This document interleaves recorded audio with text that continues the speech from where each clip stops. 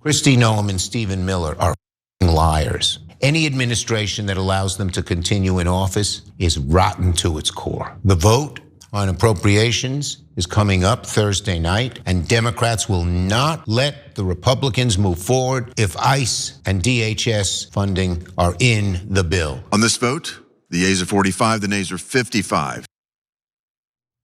Looks like Senate Democrats certainly took that promise to heart. Every single one of them voted against a Department of Homeland Security funding bill, which of course does jeopardize funding for the agency entirely if they can't come up with a solution or an agreement with Republicans by 11:59 p.m. Friday night. Now, as you heard in that video, the final vote was 45-55, meaning it didn't come close to the 60 votes necessary to get past the legislative filibuster and approve the bill. Now, Cenk, before I tell you about all the Republicans who voted against the bill, your 2 cents. Yeah, so you need overwhelming American support for the Democrats to have just enough spine to oppose Trump. And apparently we got there, so good job, America. You gave the Democrats a tiny bit of a spine. And we had some Republicans kind of join us, but we'll explain that in a second. But overall, after you get all the facts, I need to discuss one more thing with you guys, which is, yes, but what's going to happen next? Because there is a plan for what's going to happen next, and it's interesting. So let's give you the whole story.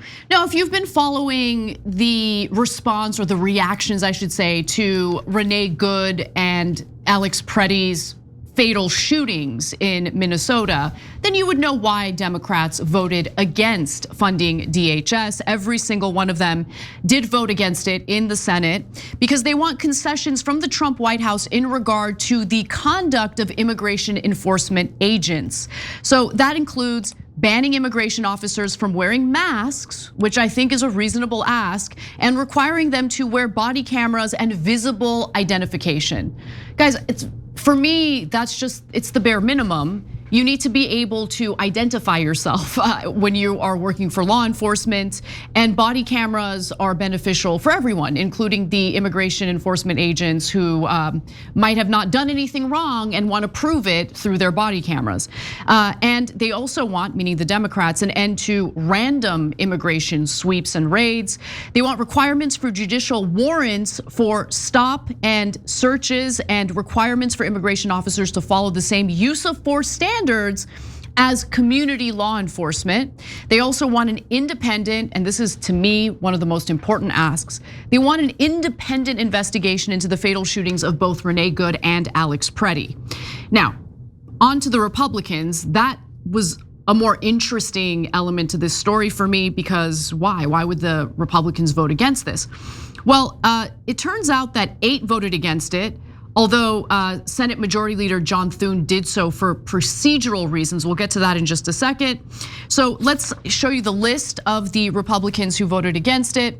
So 7 Republicans opposed it, including Senators Bud Johnson, Lee, Paul, Moody, Rick Scott, Tuberville, and again, John Thune, the Senate Majority Leader, voted against it specifically for procedural reasons. Now, the other Republicans cited concerns about the ballooning federal deficit and what they saw as the failure of the so-called appropriations minibus to significantly cut spending. My favorite part about all of this is you have Senator Rick Scott. He cites, government spending is out of control. And I agree, government spending is absolutely out of control, and he cited the deficit. But then he proceeds to say, and I disagree about cutting spending for DHS. Okay, Cenk, any comment on that? Yeah, so a couple things here. First, on those Republicans, if they're talking about spending is too much, including DHS, well, that's literally what I said on the show yesterday. I said, why are you spending another $64 billion on Department of Homeland Security? They already had one giant influx just a little while ago on the huge budget, right? They already have tons and tons of money. They're already giving $50,000 signing bonuses, and they can't possibly work through all that money. And they're saying, okay, and another $10 billion to ICE. If you are a fiscal conservative, I think it's a no-brainer to vote against that.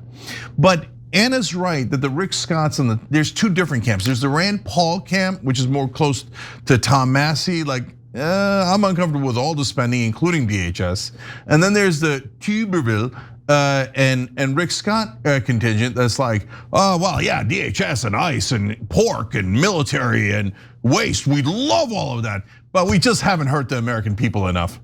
So in the rest of the bill, I mean, maybe we could take more from the average American, cut more Medicare or Medicaid or something that helps that people that aren't my donors at all. More police state, less social safety net. Yeah. Basically is the point that's being made. Now, I want to just kind of give you a sense of what is being worked out between Senate Minority Leader Chuck Schumer, the top Democrat in the Senate, and President Donald Trump, because it does appear that they're working on some sort of agreement or deal that would prevent a prolonged government shutdown. So as the New York Times reports, under the tentative framework, Senator Schumer and President Trump discussed the measure funding DHS would be broken off for more negotiations, while the other 5 bills would be approved, funding the bulk of the federal government for the remainder of the fiscal year. I don't really understand why we don't do that already anyway. I think that's the right way to go about this. The Department of Homeland Security, as the Times continues to write, would then be funded under a separate short-term bill. One sticking point, though, appears to be the length of time for that stopgap bill, which would keep the department funded at current levels. Democrats have pushed for a maximum of 2 weeks. Republicans apparently want more, and Democrats do not want to prolong the negotiations. So any final thoughts on that, Jay? Yeah, I have a couple of final thoughts. So look, so what's gonna happen next is, as Anna pointed out, they're gonna split it, but they're not gonna split it all the way. What they're gonna do is split the rest of the budget and just DHS. So to answer Anna's question of, wait, why don't they split it all? Why don't we vote one by one? I have a different opinion on DHS than I might about the Pentagon, or I might have about other programs. Well, that's exactly why they don't normally split it. Poison so pills. like they want to put as much pork in there as possible, stuff it with pork, so they can say, hey, you don't want military? Military's in, we're all gonna die. Okay, so that's why you have to approve the $48 billion that I put for my donors in the other part of the bill. But DHS spending already has a baked in poison pill, if you will, because DHS also deals with FEMA.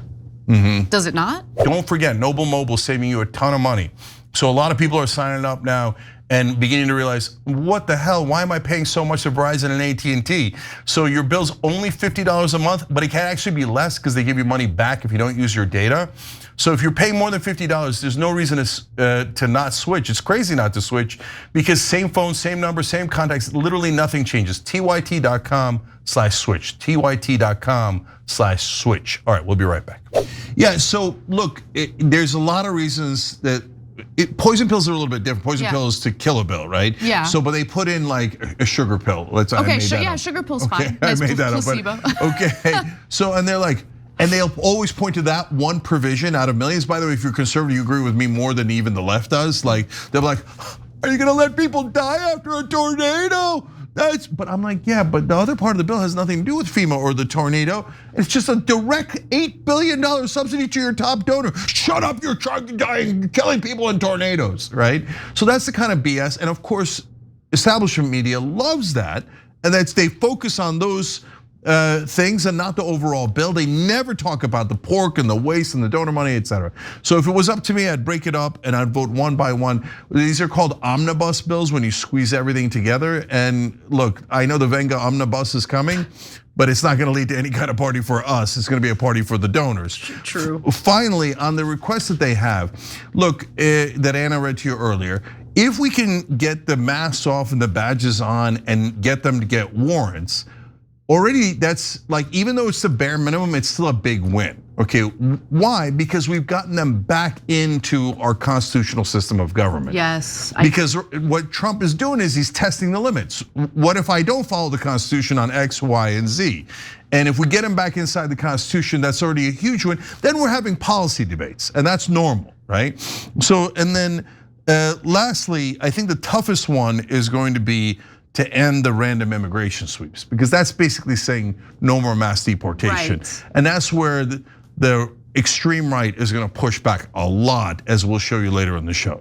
So the update on the funding bill for the government isn't really much of an update. We did cover it. So it does appear that the Democrats in the Senate and Trump have come up with an agreement where they're gonna pass all of the other government agency or pass funding for the government agencies, with the exception of DHS. And I guess the negotiations over DHS will continue. Every time you ring the bell below, an angel gets his wings. Totally not true, but it does keep you updated on our live shows.